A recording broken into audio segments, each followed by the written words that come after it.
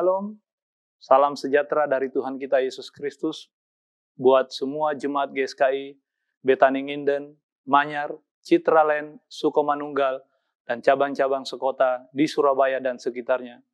Puji Tuhan, hari ini kita kembali bertemu dalam program gereja Masih Ada Tuhan. Firman Tuhan yang menjadi rema bagi kita semua pada hari ini terambil di dalam Matius 18 ayatnya yang ke-15 sampai ayat 20. Firman Tuhan, apabila saudaramu berbuat dosa, tegurlah dia di bawah 4 mata. Jika ia mendengarkan nasihatmu, engkau telah mendapatkannya kembali. Jika ia tidak mendengarkan engkau, bawalah seorang atau 2 orang lagi, supaya atas keterangan 2 atau 3 orang saksi, perkara itu tidak disampaikan. Jika ia tidak mau mendengarkan mereka, sampaikanlah soalnya kepada jemaat. Dan jika ia tidak mau juga mendengarkan jemaat, pandanglah dia sebagai seorang yang tidak mengenal Allah atau seorang pemungut cukai. Aku berkata kepadamu, sesungguhnya apa yang kamu ikat di dunia ini akan terikat di surga, dan apa yang kamu lepaskan di dunia ini akan terlepas di surga. Dan lagi aku berkata kepadamu, jika 2 orang daripadamu di dunia ini sepakat meminta apapun juga, permintaan mereka itu akan dikabulkan oleh Bapa-Ku yang di surga.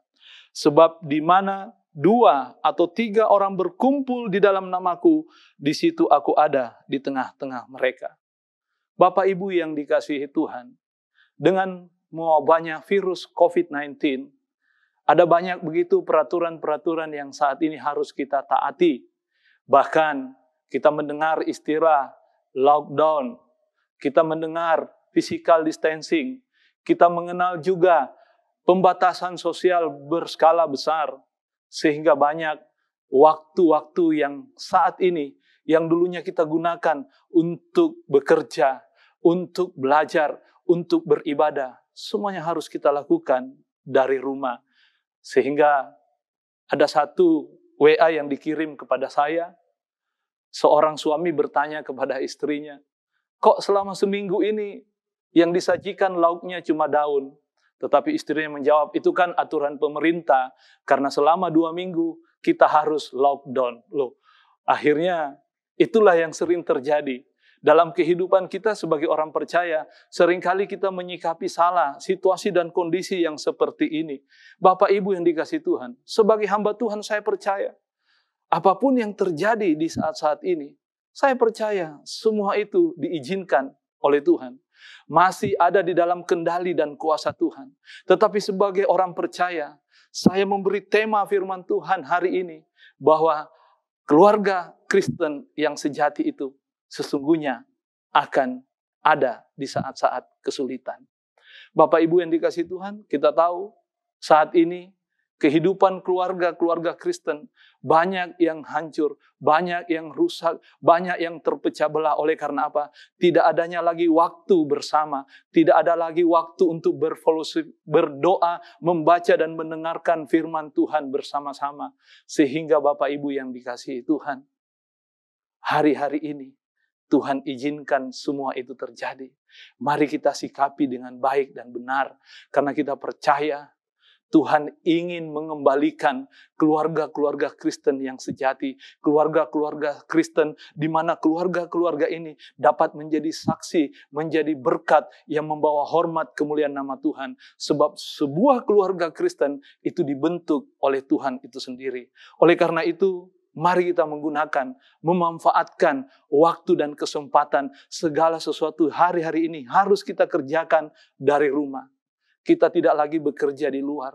Karena hari-hari ini banyak sekali di tengah-tengah dunia yang dikatakan dunia hedonisme, dunia selfishness, di mana orang mengejar segala sesuatunya sehingga tidak ada lagi waktu buat keluarga. Suami, istri, orang tua dan anak terpecah dengan kesibukan masing-masing di luar rumah.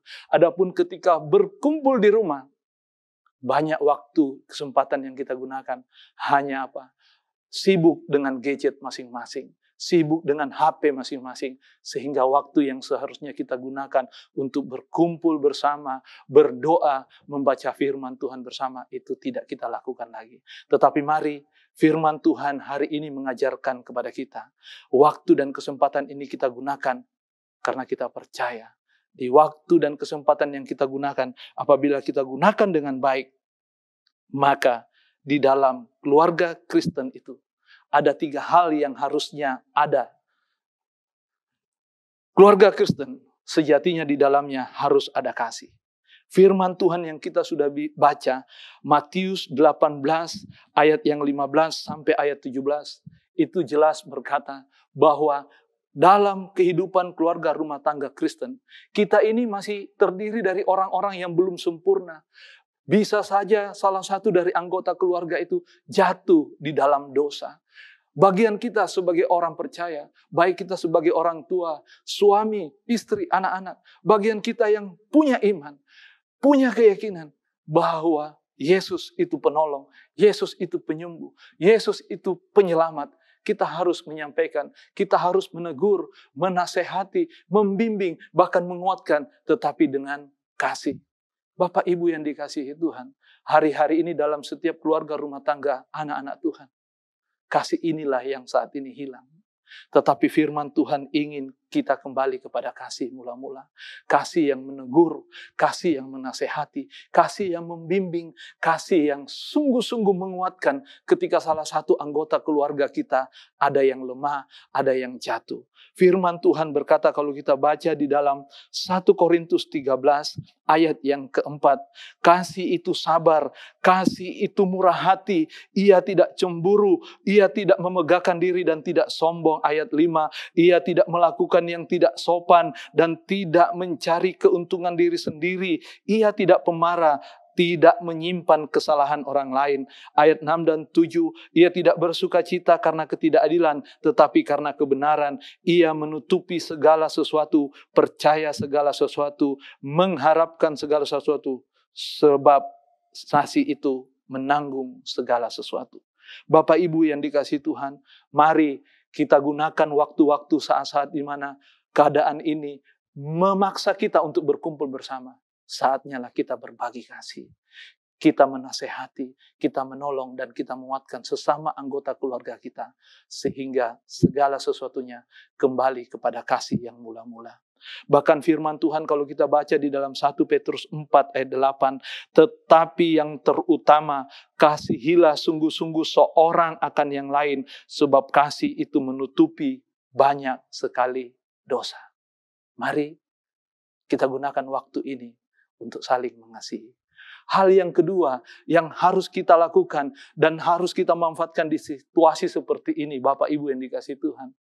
Sejatinya di dalam rumah tangga orang percaya, orang Kristen itu harus ada firman.